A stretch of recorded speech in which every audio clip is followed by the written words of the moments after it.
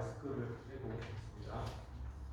네, 반갑습니다. 네, 5주 동안 전도서 말씀을 나누려고 왔는데요. 새로운 운동하신 목사님 오시기 전까지 5번만 찾으면 됩니다.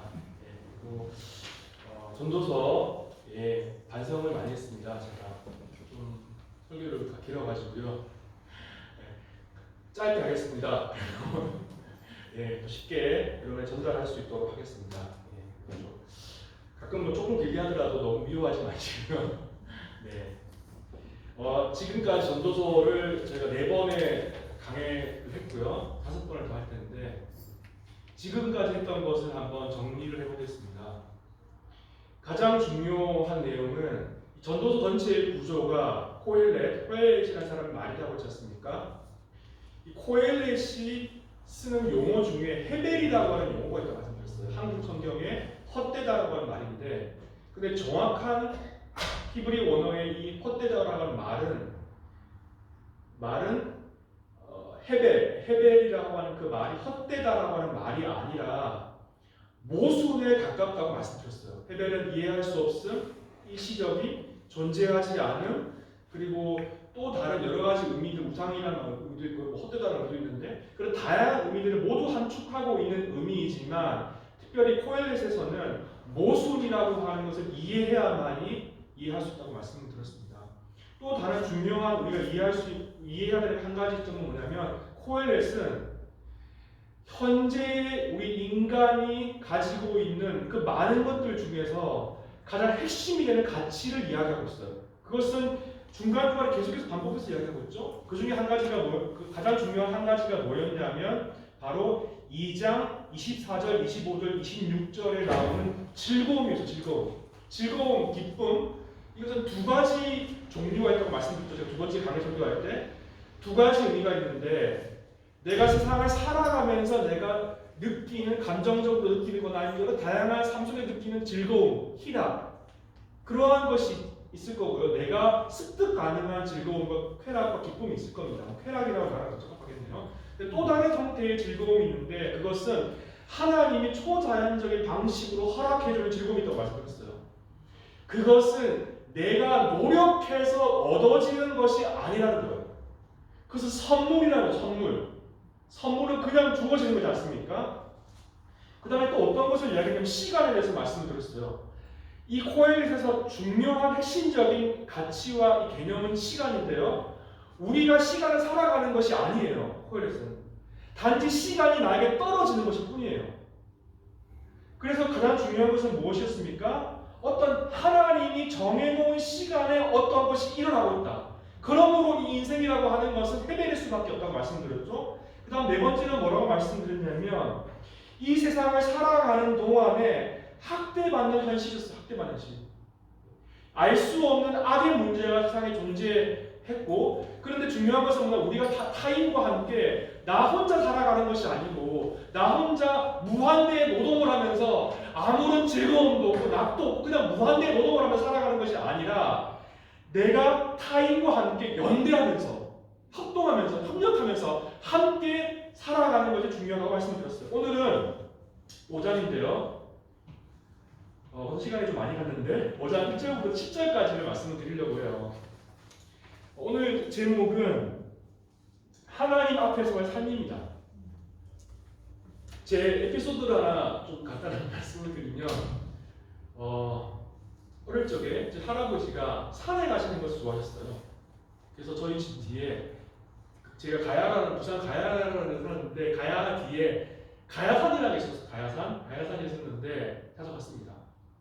19년 동안 거의 그 산만 다녔어요. 산은 그런 줄 알았어요. 그런데 제가 21살인가 22살 때 제가 선거단체에서 그 원주로 MT를 갔습니다.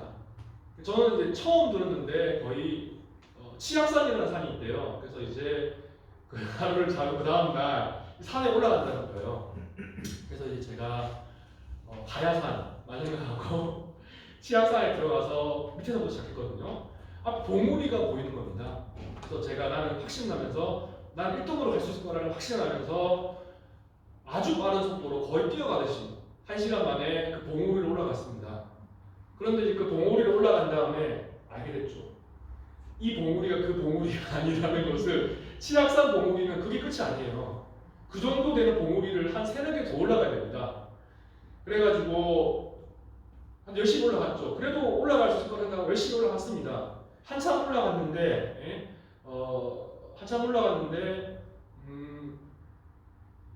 제가 생각했던 산이 아니더라고요. 아니어가지고 더 이상 못 올라가겠다. 포기를 선언하고 다시 내려가겠다 했는데 저희 간사님께서 그러시더라고요. 너가 올라온 것만큼 올라가는 게 좀 빠르다. 내려가려면 더 멀다. 그래서 올라가자. 그래서 이제 기어서 올라가서 기어서 올라갔는데 내려오는 거는 더 힘들더라고요. 그래서 친구들이 업고 들어갔습니다. 그래서 제가 그 치악산에 그 악자가 들어가는 산을 이제 탄 다음에 산을 안 갔어요. 스위스 오기 전까지 산을 안 갔는데 산이라고 하는 것은 항상 내가 정복할 수 있을 거라고 생각해서 정복할 수 있을 거라고 산에 안 갔죠. 산에 안 가고 대신 이제 제가 미국에 여행할 기회가 있었는데요. 그 그랜드 캐니언 아시죠? 가보신 분도 계실 텐데 부산에서만 자랐던 촌놈이었기 때문에 그랜드 캐니언을 가고 싶었어요. 갔는데 차로 한 6시간을 달려야 됩니다. 그래서 저는 좋았죠. 한 10분 정도 좋았는데 그랜드 캐니언을 막 가다가 어떤 느낌이 드냐면 공포심이 드는 거예요. 공포심이. 너무 무서워요. 그랜드 캐니언은 저한테 굉장히 공포스러운 곳이었어요. 제가 스위스에 사면서 여러분도 다 한 번씩 다녀보셨겠지만 이 마테오론이라는 데를 이제 한번 가보자. 못 가봤기 때문에 이제 저희한테 산의 기억이 아주 좋은 기억으로 스위스는 남아있어요. 스위스는 지금도 제가 일주일에 한 번씩 꼭 산에 가려고 근처를 찾아서 다니려고 혼자 걸어가려고 하는데 이 마테오론이라는 데를 가보자. 그래서 얼마 전에 갔다 와서 생생한 경험이 있습니다. 저는 마테오론을 지금 다 나눌 수는 없지만 갈 때 마테오론 산 꼭대기에 올라갈 줄 알았어요. 저는 근데 마테오론을 가보신 분은 아시겠지만 마테오론이 안 올라가더라고요. 올라가는 게 아니고 마테오론 옆에 산에 다 올라갔다 내려가더라고요. 근데 이제 마테오론 그 옆에 산에 그 옆에 산은 이제 또 비슷한 높이의 산인데 어떤 걸 느꼈냐면 공포심을 느꼈어요. 저는 그 무서움이 참 많은 사람이거든요. 잘 놀랍니다. 깜짝깜짝. 그래서 그 마지막에 그 마테오론 옆에 산에 올라갈 때 케이블카를 타고 가잖아요. 너무 무섭더라고요. 너무 무서워가지고 빨리 갔으면 좋겠다. 즐겨야 되는데 즐기지 못하고 공포심이 오는 거죠. 인간이라고 하는 존재가 자연을 대할 때 느끼는 감정이라는 게 그런 거지 않습니까? 경외로 노래가 막 나오고 주 하나님 지으신 모르세계 노래가 나오는 그런 것이 있겠지만 그래도 인간의 가장 깊은 원초적인 감정 속에는 이 자연을 대할 때 느끼는 느낌은 공포심이에요. 공포심. 두려움이에요. 오늘날 많은 사람들 바다를 대할 때 바다가 레저를 하는 공간이라고 생각하지만 고대 인디들에게 바다라고 하는 공간은 두려움과 공포심을 불러일으키는 곳이었어요. 이 바다 끝에는 죽음이라고 하는 시온이 있다라고 사람들은 생각했다라고 하는 것이죠. 오늘 5장 1절부터 7절까지는 그러한 정서를 우리에게 전달해줘요. 하나님이라고 하는 분이 두려운 분이야. 하나님이라고 하는 분이 너하고 거래할 수 있는 대상이 아니야. 하나님이 너하고 맘먹을 수 있는 분이 아니야. 그러니까 너 말 조심해. 말 함부로 하지 마. 함부로 하나님과 딜하려고 하지 마. 그런 내용을 우리에게 전달하고 있습니다. 먼저 오늘 말씀을 보면서 생각해볼 가장 핵심적인 주제는 뭐냐면 오늘 이 설교를 통해서 하나님 앞에서 모순된 인간 실존을 자각해야 한다는 것입니다. 핸드아웃 다 갖고 계시죠? 하나님 앞에서 모순된 인간 실존을 자각해야 한다. 먼저 1절을 보시면 너는 하나님의 집에 들어갈 때 내 발을 삼가에 지어다. 가까이 하여 말씀을 듣는 것이 우매한 자들이 재물을 드리는 것보다 나으니 그들은 악을 행하면서도 깨닫지 못한다. 라고 이제 되어 있습니다. 여기서 발걸음이라고 하는 이 단어는 인간의 행위와 연결되어 있어요. 도덕성과 연결되어 있어요. 하나님의 집이라고 하는 단어는 성전을 말합니다. 그러니까 성전에 접근하는 거죠. 성전에 나아가는 것. 우리 시대에는 성전이 없죠. 구약 성경에서 하나님의 성전과 하나님의 집이라고 하는 것은 예루살렘에 있는 솔로몬이 지었던 성전을 말해요. 그러니까 그 성전은 존재하지 않죠. 새로 지었지만 그 솔로몬의 성전은 아닙니다. 그럼 들어갈 때 내 발을 삼갈지라, 이 발을 조심해라. 잠언에도 보면은 발을 조심하라는 말이 나와요. 그것은 뭐냐면 도덕적인 행위를 이야기해요. 너의 발이 악인의 길에 가지 않도록 조심하라는 거는 악한 행동을 하지 말라는 겁니다. 그러니까 도덕성에 대해서 말을 하는 거죠. 그런데 그 다음 구절을 보시면 뭐라고 되어 있냐면 가까이 하여 말씀을 듣는 것이라고 했어요. 그래서 듣는다라고 하는 단어는 뭐냐면 주의 깊게 듣는다라고 하는 의미를 하고 있어요. 또 다른 의미는 뭐냐면 순종한다는 말을 가지고 있어요. 단어의 의미 자체가. 그러니까 하나님의 성전에 나아갈 때 내 발걸음을 조심하라는 이 말은 뭐냐면 너가 도덕적인 삶을 살았는지 의로운 삶을 살았는지 잘 생각해보고 성전에 가라는 거예요. 또 뭐라고 합니까? 그 다음에 말씀을 듣는 야 하나님의 말씀을 주의 깊게 듣는 것 그리고 하나님의 말씀을 순종하는 그것이 뭡니까?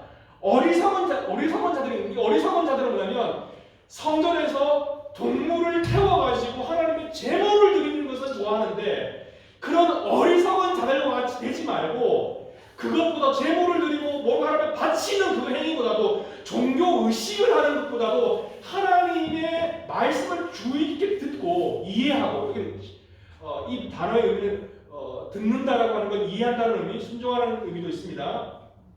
그것이 더 낫다라고 말하고 있어요.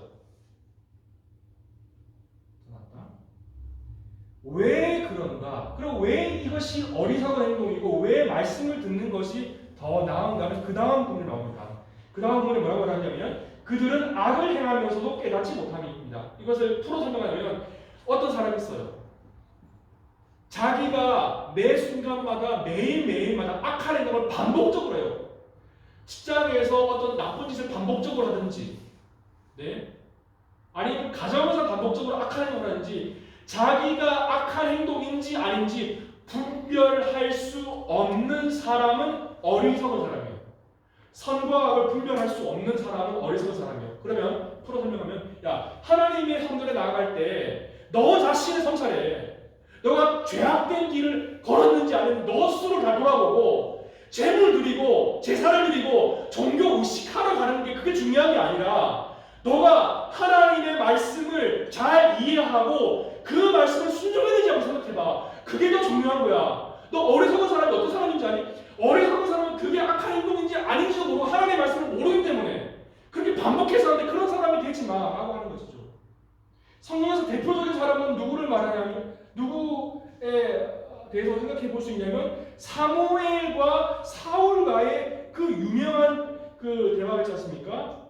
사무엘은 이렇게 말해요. 여호와께서 번제와 다른 제사를 그의 목소리를 청종하는 것을 좋아하신 같이 좋아하겠습니까? 순종이 제사보다 낫고 듣는 것이 순양의 기름보다 나으니.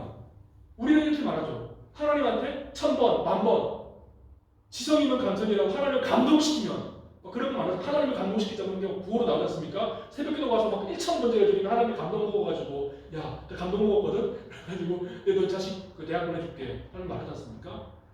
그거는 그 사기인데 거의 사기에 가깝습니다. 그런 건 성경에 없어요. 솔로몬 등거기면서 그런 말이 많이 오케이다들 많이 하죠. 또 요즘에 유행하는 게 있어요. 한국에 신문에도 났는데 누구 기도 받으면 아주 좋다고 그래가지고 100만 원, 200만 원을 주고요. 그 사람한테 기도를 받는데요. 효과가 좋다고요. 사기입니다, 사기. 완전히 사기죠, 사기. 이 본문에서 우리에게 코엘렛이 지적하는 것이 있어요. 종교 의식이라고 하는 것의 허례와 허식, 위선을 폭로하고 있어요. 너가 매일매일 가서 네가 짓는 죄에 대해서 종교 의식을 통해서 하나님께 그 동물과 곡식을 태워가지고 하나님의 제사를 드리는 게 무슨 의미가 있냐고요. 너가 하나님 말씀을 이해하지도 못하고 잘 듣지도 않고 행하지도 않고 순종하지도 않는데 그 겨우 동물의 사체를 태워가지고 하나님께 드리는 것이 그게 무슨 의미가 있냐고 하는 거예요. 죄를 깨닫지도 못하면서 분별력도 없으면서. 두 번째, 그러면 말하는 것, 이제 2절과 3절에서 말하는 것, 하나님 앞에서 말하는 것에 문제점을 적혀요. 이 말하는 것은 일반적인 말하는 것일 수도 있고요. 서원이라고 하는 것과 배우면 됩니다. 2절에 보시면 너는 하나님 앞에서 함부로 입을 열지 말라. 급한 마음으로 말을 내지 말라. 하나님은 하늘에 계시고 너는 땅에 있음이니라. 그런즉 마땅히 말을 적게 할 것이니라. 걱정이 많으면 꿈이 생기고 말이 많으면 우매한 자의 소리가 나타나느니라. 여기서 말을 많이 하는 것, 이 서원에 대한 지적일 수 있어요. 하나님 앞에서 말을 꺼내는 것. 그리고 더 중요한 일반적으로 생각해 볼 수 있는 것은 뭐냐면 하나님 앞에서 조급하게 어떤 말을 꺼내는 것은 기도행위예요. 기도행위. 뭐라고 말합니까? 함부로 입을 열지 말고 급한 마음으로 말을 내지 마라. 우리는 많은 때 기도라고 하는 것이 내가 하나님께 무엇인가를 요구해서 하나님께 요구하는 거 맞습니다. 기도라고 하는 것이. 우리가 가지고 있는 것이 가장 근원적인 어떤 고민과 아픔과 성찰 그리고 그 악의 문제 하나님께 뭔가 소원을 이야기해서 하나님께 이야기함으로써 그것이 응답되는 것이 기도의 가장 중요한 기능이죠. 그런데 그것은 하위 기능이에요. 기도의 그런 하위 기능, 그것보다 더 중요한 기도의 기능이 있어요. 궁극적인 목적이 있어요. 기도는. 내 뜻이 하나님의 뜻과 다르다고 하더라도 기도의 행위라고 하는 것은 내 뜻을 하나님의 뜻과 일치시키는 행위예요. 일치시키는 행위. 핸드폰에 보면은 오실레이터라고 있습니다. 제 전공이 핸드폰 전공이거든요. 무슨 뜻이? 오실레이터가 뭐냐면 핸드폰에 보면은 모든 컴포넌트 전자 부품 중에서 단 하나 신호를 낼 수 있는 부품이 있어요. 모든 그 엘리멘트들은 신호가 들어가야지 신호가 나옵니다. 다 필터에 신호가 나가야 신호가 나죠. 1기가 필터 넣으면은 2기가를 넣으면은 1기가를 빼주는 게 필터입니다. 그런데 핸드폰에서 단 하나의 부품 중에서 배터리 빼고요. 전자제품 부품 중에서 신호를 내는 부품이 있어요. 오실레이터. 발진기입니다. 발진기. 우리는 하나님께 내가 원하는 것을 자꾸 이야기하죠. 자꾸 이야기. 네? 자꾸 이야기하죠. 자꾸 이야기. 내 발진기 발동시킵니다. 하나님의 주파수는 나랑 달라. 그 발진기를 맞춰주는 핸드폰에서 모듈레이터거든요. 그 신호를 주파수를 잡아내는 겁니다. 필터를 통해서 모듈레이터를 통해서 아날로그와 디지털 신호들을 그걸 이제 걸러내는 거죠. 필터나 모듈레이터를 통해서. 우리는 우리의 신호를 하나님 앞에 보이려고 하죠. 하나님의 신호는 안 맞는데. 여기서 코엘렛이 말하는 게 정확하게 그거라고 하는 거예요. 조급한 마음으로 뭔가 기도를 통해서 뭔가 하나님께 내가 애로사항을 이야기하는 게 기도가 아니라는 거예요. 그렇게 함부로 하나님한테 말하지 말라는 거예요. 하나님이 그런 존재가 아니라는 거예요. 뭐라고 말합니까? 하나님은 하늘에 계시고 너는 땅 위에 있다. 이것은 코엘렛 전체의 가장 중요한 verse예요. 그리고 칼바르트의 신학, 스위스가 나온 세계적인 신학자 칼바르트의 신학에서 가장 핵심되는 주제예요. 이 주제가. 하나님은 하늘에 있고 너는 땅에 있어. 하나님은 초월적인 존재야. 하나님은 다른 곳에 사는 분이야. 너는 멋질 뿐이야. 너는 아무것도 아닌 존재야. 하나님과 딜하려고 하지 마. 하나님과 거래하려고 하지 마. 그런 뜻이라는 거예요. 그래서 뭐라고 말합니까? 말을 많이 하지 마라. 걱정이라는 3절에 보면 걱정이라고 단어가 있어요. 이 걱정이라고 하는 단어는 조금 다른데 태스크라는 뜻이 있어요. 태스크. 원래 의미는 태스크입니다. 일, 태스크. 내가 일하는 거. 뭔가 내가 프로젝트를 하고 태스크를 감당하고 일을 하고 이러한 행위들이 많으면은 꿈이 많아진다. 여기서 꿈은 정확하게 우리가 잠잘 때 하는 꿈이에요. 꿈. 잠잘 때 하는 꿈 있지 않습니까? 그러니까 일을 많이 하면 꿈을 많이 꾼다는 건 뭐냐면 개꿈이 가깝습니다. 여기서 이 의미는 자는데 꿈. 망상의 망상. 꿈이라고 하는 것은 의미가 없죠. 앞과 전과 후에 아무런 맥락이 없어. 그냥 의식의 흐름에 따라서 꾸는 게 꿈입니다. 너가 하는 태스크와 과제라고 하는 것이 많이 하고 내가 뭔가 많이 하는 그러한 행위들이 뭔가 의미가 있는 것이 아니고 그것은 뭐 꿈일 뿐이라고 하는 것이죠. 허황된 것이 뿐이라고 하는 것입니다. 그 다음에 뭐라고 말합니까? 말이 많다라고 앞에 있는 걱정, 태스크 그 의미가 말이 많다라고 하는 게 병렬로 연결되어 있죠. 걱정이 많으면 꿈이 생기고 말이 많은 것. 기도할 때 하나님 앞에서 말이 많다는 걸 의미합니다. 말이 많으면 우매한 자의 소리가 난다. 말이 많은 것은 어리석은 거라는 거예요. 하나님 앞에서 말을 많이 하는 것, 내 주장을 많이 하는 것, 그것은 다 어리석은 것이라는 겁니다. 4절에서 7절까지 보겠습니다. 4절에 먼저 보면은 서원에 대한 이야기가 본격적으로 나와요. 4절에 보면 내가 하나님께 서원할 것은 갚기를 더디게 하지 말라. 하나님은 우매한 자들을 기뻐하지 아니하시니. 서원한 것을 갚으라. 서원하고 갚지 아니한 것보다 서원하지 아니하는 것이 더 나으니. 여기 그 자세하게 보세요. 4절 중간쯤에 보시면 하나님은 우매한 자들을 기뻐하지 아니하신다. 이 다른 성경의 고대어 역본이나 사본에 보면은 하나님이 우매한 자를 기뻐하지 않는다는 의미가 아니라 우매한 자들에게는 기쁨이 없다라고 번역이 돼요. 서약을 한 자들 마음 속에는 기쁨이 없다. 다시 한번 설명하고 보자면 4절에 보면 하나님께 서원할 것은 갚는 것을, 행하는 것을, 실천하는 것을, 지키는 것을 딜레이 연기시키지 마라. 그것 속에서는 기쁨이 없다. 하나님께 서원한 것은 반드시 갚으라. 이 의미입니다. 미루지 말라는 거죠. 하나님께 서원한 것, 약속한 것은 반드시 지키라는 거예요. 잠언은 이렇게 말합니다. 경솔하게 이것은 거룩하다 하여 함부로 서원하여 놓고 나중에 생각이 달라지는 것은 사람이 걸리기 쉬운 올감이다. 내가 다짐한 치성은 무슨 일이 있어도 제때에 이행하여라. 미루다가는 죽는 날까지 이행하지 못한다. 그러니까 이 본문에서는 무엇을 경고하냐면 하나님 앞에서 하겠다라고 이야기를 해놓고 지키지 않는 것의 위험성에 대해서 우리에게 이야기하고 있어요. 서원이라고 하는 것이 뭡니까? 저의 비유를 들어볼게요. 한국에서요, 그 대학교 때 20대 초반에 선교 관련된 행사가 있으면 마지막 날에 강사 목사님께서, 선교사님께서 선교지로 간 사람 일어나라고 합니다. 하나님께 모든 걸 맡기고 나가라고 합니다. 그래서 많이 일어났죠. 하나님, 내가 이런 문제만 해결해 주시면 제가 소원한 거 지키겠습니다. 서운했어요. 사람이 급박하니까, 막판에 몰리니까 그런 이야기를 하는 거죠. 하나님께서. 하나님, 내가 내 앞에서 내 인생 속에서 어떤 그 행위를, 선교지에 나가는 어떤 행위를 하나님이 어떤 부분을, 이 부분을, 문제들을, 장애물들을 해결해 주시면 그때 내가 하겠습니다. 하는 게 서원이에요. 서원을 한 번도 안 해보신 것처럼 그렇게 보시는데 그런 것이 있죠. 보통 인간의 마음속에 내가 정말로 무엇인가를 해내고 싶은데, 뭔가를 성취하고 싶은데, 뭔가를 이루고 싶은데 안 돼요.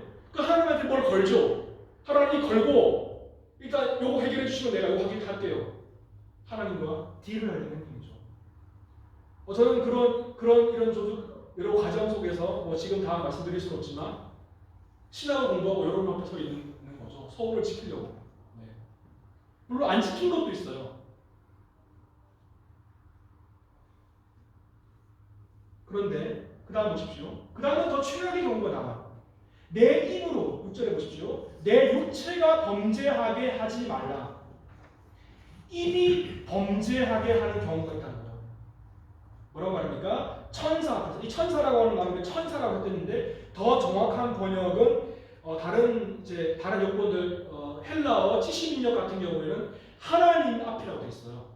어떤 메신저, 여기서 메신저라는 의미가 갖고 있는데 여기서는 천사라고 되어 있죠. 천사 앞에서 내가 서운한 것이 실수라고 말하지 말라. 어찌 하나님께서 내 목소리를 말미암아 진노하사 내 손으로 한 것을 멸사하시게 하랴. 코엘렛을 경고하고 있어요. 너가 서운한 거 지키지 않은 거에 대해서 하나님이 너를 심판하실 거라고 해요. 무서운 이야기죠. 많은 사람들이 이렇게 말한다는 거예요. 세 번째 성경에는 제사장이라고 되어 있는데요. 이렇게 말한다는 겁니다. 뭐라고 말하냐면, 야, 그거 실수였어. 큰 실수였어, 사실은.